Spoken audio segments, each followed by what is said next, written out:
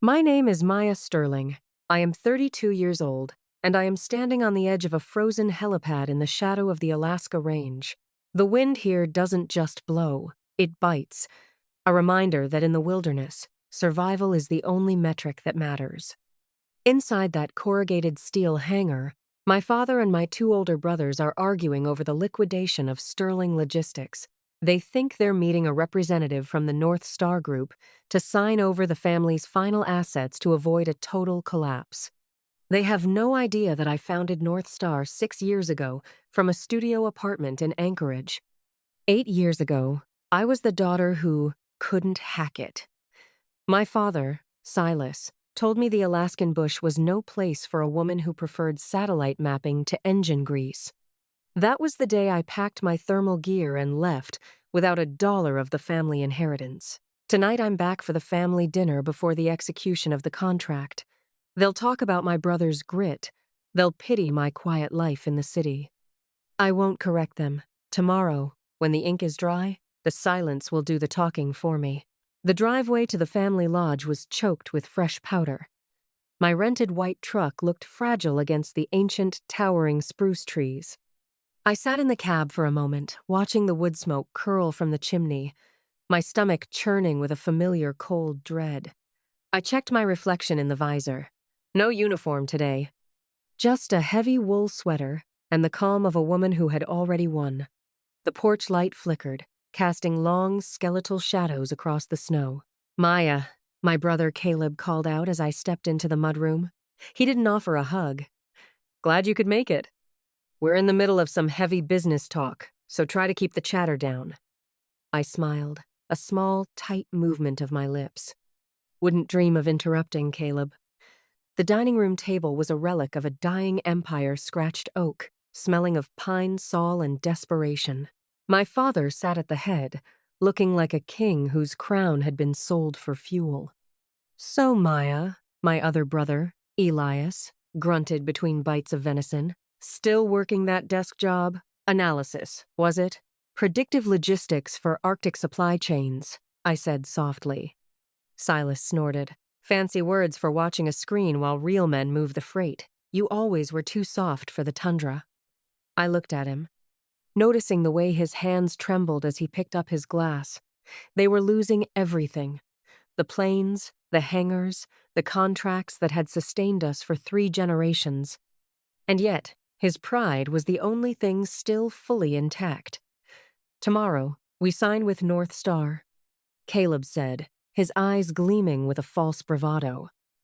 "Their CEO is a shark, but they've got the capital we need to reboot." "A reboot?" I asked. "Or a buyout?" "Mind your own, Maya," Silas snapped. "You chose the city. Don't come back now trying to audit the family business." I lowered my gaze to my plate. "Of course. I'm just here for the dinner. I spent the night in my old room, the walls still decorated with topographic maps they once called useless wallpaper." I opened my laptop. The Aurora Protocol, my proprietary routing software, was already integrating Sterling's old flight paths. I was the architect of their salvation, and I was about to be their new boss. The next morning, the temperature had dropped to -30 degrees Celsius. I arrived at the Sterling hangar 15 minutes early, wearing a charcoal suit under a heavy parka. Silas and my brothers were already there, huddled around a space heater, looking like ghosts of the men they used to be. "Maya, what are you doing here?" Caleb asked, his breath misting in the cold air. "This is a private legal meeting." I didn't stop. I walked straight to the folding table in the center of the floor. "I'm here for the signing," I said, setting my briefcase down. Silas stepped forward, his eyes narrowing. "Don't be ridiculous. Where is the North Star representative?" Before I could answer, a black SUV pulled up to the hangar door. My legal counsel, Sarah, stepped out. She didn't look at the men. She looked at me. "Good morning, Miss Sterling," she said, handing me a stylus. "The acquisition papers for Sterling Logistics are ready for your final authorization." The air in the hangar felt even colder than the ice outside. "Maya?" Elias whispered. Your North Star?" I looked at my brothers, then at my father. I'm the woman who couldn't hack it in the bush, remember? I built the system that's been undercutting your prices for 2 years. I automated the routes you said were impossible. I signed the digital screen. The Sterling name was officially mine. Silas sat down on a crate, his face unreadable. You did this to us? To your own family? I didn't do this to you, Dad, I said, my voice as steady as the Alaskan permafrost. I did this for the legacy. You were going to let it all freeze to death out of pride. Caleb was pacing, his boots crunching on the ice. So what now? You fire us? Sell the planes for scrap? I looked at him. Caleb, you know every pilot from here to Nome. You're our new head of ground operations. Elias, you're in charge of fleet maintenance, but you report to me. And we follow the Aurora Protocol. No more guesswork, no more grease and prayer logistics. Silas looked up. And me? You? I said, softening just a fraction. You're going to sit in that office and tell me the stories of the old bush pilots. Because the data needs a soul, but the business needs a pilot who actually knows how to fly. For the first time in my life, my father didn't look at me like a disappointment. He looked at me with the respect one captain gives another when they realize the storm has been navigated. 18 months later, Sterling North Star is the largest freight carrier in the state. I'm sitting in the cockpit of our new heavy-lift drone, testing the latest sensor array. Caleb is on the radio, sounding happier than I've ever heard him. Silas passed away 6 months ago, but he died in his own bed, in the lodge I saved. Knowing the Sterling name would outlive us all, I didn't need their approval to build my empire. But having their respect is a better fuel than I ever expected. The aurora is dancing overhead, greens and purples shimmering against the black sky. Some call it a miracle. I call it a light show for a job well done. Keep building in the cold. Keep rising in the dark. Because the world doesn't care about your potential until you turn it into a reality they can't ignore. The silence following Silas's death was different from the silence of the tundra. It wasn't empty. It was heavy with the things he had finally admitted before the end. He had left me the lodge, not as a burden, but as a home base for the empire he finally admitted I had built better than he ever could. My brothers, Caleb and Elias, were no longer the gatekeepers of my worth. They were my senior VPs. And for the first time in 30 years, they were looking at the topographic maps on my wall for guidance, not for a reason to laugh. But the Alaskan wilderness doesn't care about family reconciliations or corporate restructuring. 6 months into the merger, the big dark, the winter solstice hit us with a storm that the satellites hadn't predicted.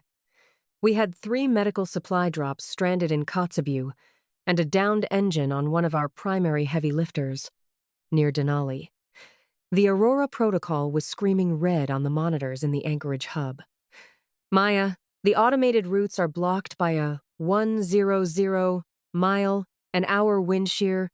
Caleb's voice crackled over the comms. The drones can't compensate.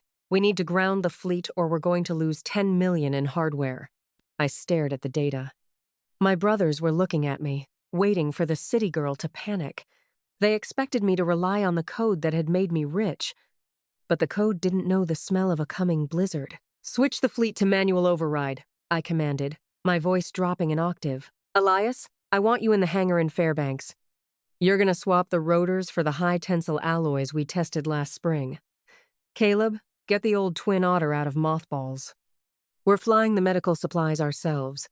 There was a beat of silence on the other end. Maya, that plane hasn't seen a runway in 2 years. And the weather. The weather is exactly what Silas raised us for, I snapped. I'll be on the tarmac in 40 minutes. Have it fueled. That flight through the storm was the longest 3 hours of my life.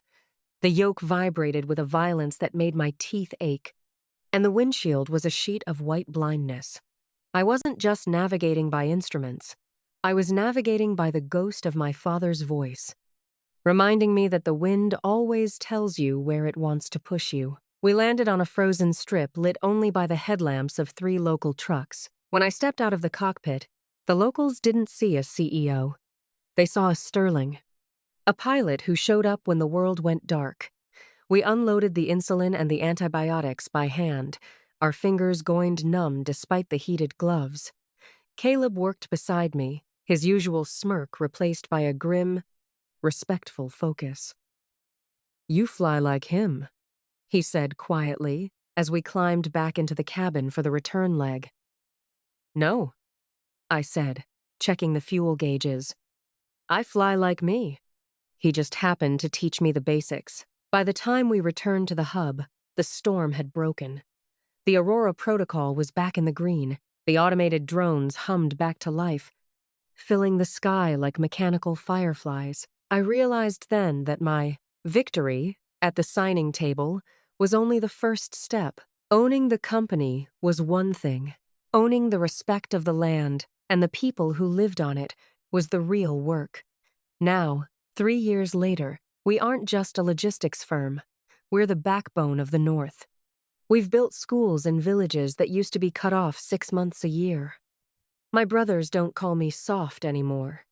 They call me ma'am in the office and Maya at the lodge.